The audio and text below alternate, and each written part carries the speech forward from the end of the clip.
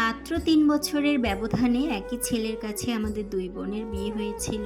ইচ্ছে না থাকলেও শেষ পর্যন্ত বড় বোনের স্বামীকে আমার জীবনসাথী হিসেবে গ্রহণ করতে হয়েছে। আমার নাম লিজা, আমার বাড়ি বাংলাদেশের ফেনীতে। আমরা মোট ৩ ভাই বোন, ভাই বড়, তারপরে আপু, তারপরে আমি। ২০১০ সালে আমি যখন ক্লাস 9-এ পড়ি, আমার আপুর পছন্দের ছেলের সাথেই পারিবারিকভাবে বিয়ের আলাপ আলোচনা হয়। বিয়ের আগে তাদের সম্পর্ক ছিল প্রায় ৫ বছরের মতো। দুলা ভাই আর আপু দুজনেই ক্লাসমেট ছিল, আর স্কুল জীবন থেকেই নাকি তাদের এই সম্পর্ক ছিল। আপুর থেকে আমার বয়সের তফাৎ প্রায় ৮ বছরের মতো।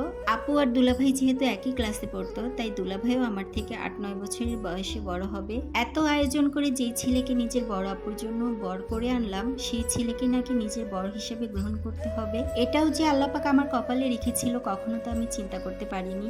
আমার এসএসসি পরীক্ষার আগে আমার বোনের সাথে আমার দুলাভাইয়ের বিয়ে হয়ে যায়। আমার পরিবারের সাথে দুলাভাইয়ের খুব ভালোই সম্পর্ক ছিল, তাই আপার বিয়ের পরে কোনো রকমের কোনো ঝামেলা হয়নি দুলাভাইয়ের সাথে। বিয়ের 2 বছর পর্যন্ত সবকিছু ঠিকঠাক ছিল, আর বিয়ের 2 বছর পরে আমার আপু প্রেগনেন্ট হয়ে যায়। আপুর প্রেগনেন্সির সময় তখন আমার বিয়ের কথাবার্তা চলছিল, যেহেতু আমি তখন কলেজ পর্যায়ে চলে এসেছিলাম। আমাদের পরিবারের সব মেয়েদেরই কলেজে উঠলে বিয়ে হয়ে যায়, খুব বরঞ্চ ভার্সিটির ফার্স্ট ইয়ার কিংবা সেকেন্ড ইয়ারের মধ্যেই বিয়ে হয়ে যায়। বাবা মার পছন্দেই আমাদের ফেনীর স্থানীয় একটি ছেলের সাথে আমার বিয়ে ঠিক। যেহেতু আমার বোন ছিল গর্ভবতী, তাই সবার ইচ্ছে ছিল আমার বোনের বাবু হওয়ার পরেই আমার বিয়ের অনুষ্ঠানটা করবে। আমার বোন যেন আমার বিয়েতে অনেক অনেক আনন্দ করতে পারে। ছেলে পক্ষ থেকে বিয়ের তারিখ পিছিয়ে আমাকে রিং পরিয়ে দিয়ে গিয়েছিল।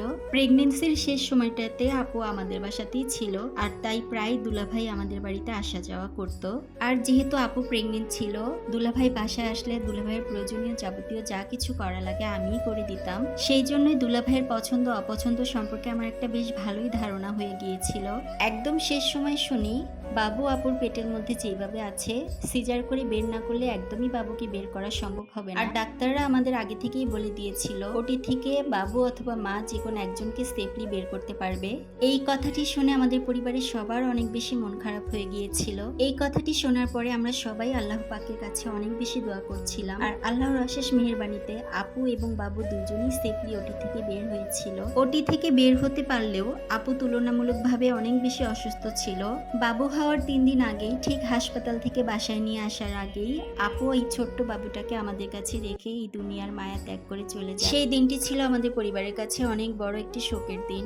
আপু আমাকে প্রায় সময় বলতো, আমি যদি কখনো মরে যাই, তুই এই ছোট্ট বাবুটির দায়িত্ব নিবি, আমার স্বামীকে তুই দেখে রাখবি, আমার সংসারটাকে তুই গুছিয়ে রাখবি, তোর মতো করে কেউ কখনো আমার বাবুটাকে আদর করবে না। মাকে সারাক্ষণ বলতো আমার যেই ছেলের সাথে আংটি পরানো হয়েছে তাদের যেন না করে দেয়। হসপিটালে আমার চাচিরা ফুপুরা যেই আপুকে দেখতে আসতো না কেন, সবাইকে আপু একই কথা বলতো। আমার বাবা মাকে রাজি করিয়ে আমার বিয়েটা যেন আমার দুলাভাইয়ের সাথেই দেওয়া। তিনি যে দুনিয়া থেকে চলে যাবে সে হয়তোবা আগে থেকেই জানতে পেরেছিল তার যাওয়ার সময় হয়ে গেছে, আর তাই হয়তোবা আমাদেরকে এত বারবার বলতো। আর আমার যার সাথে বিয়ে ঠিক হয়েছিল তার সাথে আমাদের ফোনে কথা হতো, আর কথা বলার কারণে তার সাথে বেশ ভালোই একটা সম্পর্ক হয়ে গিয়েছিল। এই 3 দিনের বাচ্চার দায়িত্বটা কে নিবে আর আমার বিয়েটা কার সাথে হবে, এটা নিয়ে আমার পরিবার বেশ চিন্তায় পড়ে গিয়েছিল। হাসপাতালে থাকা অবস্থায় আপু বারবার দুলাভাইকে বলেছিল আপু যাওয়ার পরে যেন দুলাভাই আমাকেই বিয়ে করে। শেষ পর্যন্ত পারিবারিকভাবে দুলাভাইয়ের সাথে কথা বলা হয়, আর দুলাভাইয়ের সম্মতি জানায় আমাকে বিয়ে করবে। মাত্র 3 দিনের একটা বাচ্চাকে দুলাভাই কখনোই একা বড় করতে পারবে না,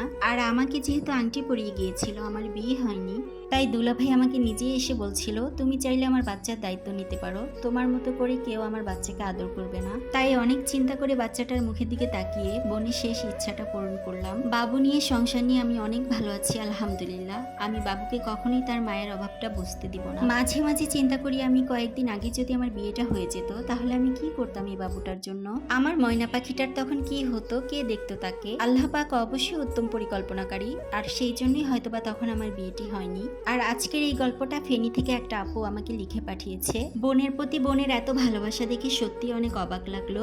আর আপনাদের কাছে গল্পটি কেমন লেগেছে অবশ্যই সবাই কমেন্ট করে জানাবেন। আর আমার এই ভিডিওটিকে কোন জেলা থেকে দেখছেন সেটাও কিন্তু কমেন্ট করে জানাবেন। আর আপনারা যারা আপনাদের গল্প কাহিনীগুলো আমার ভিডিওর মাধ্যমে শেয়ার করতে চান, আমার ফেসবুক আইডিতে আমার হোয়াটসঅ্যাপ নাম্বার দেওয়া আছে এবং ইউটিউব চ্যানেলেও আমার হোয়াটসঅ্যাপ নাম্বার দেওয়া আছে, সেখানে গিয়ে আপনাদের গল্পটা লিখিত আকারে অথবা ভয়েস সেন্ড করে আমাকে পাঠাতে পারেন। আমি চেষ্টা করব আমার ভিডিওর মাধ্যমে আপনাদের গল্প কাহিনীগুলো শেয়ার করতে। তো আজকের ভিডিও এই পর্যন্ত, সবাই অনেক বেশি ভালো থাকবেন। আল্লাহ হাফিজ।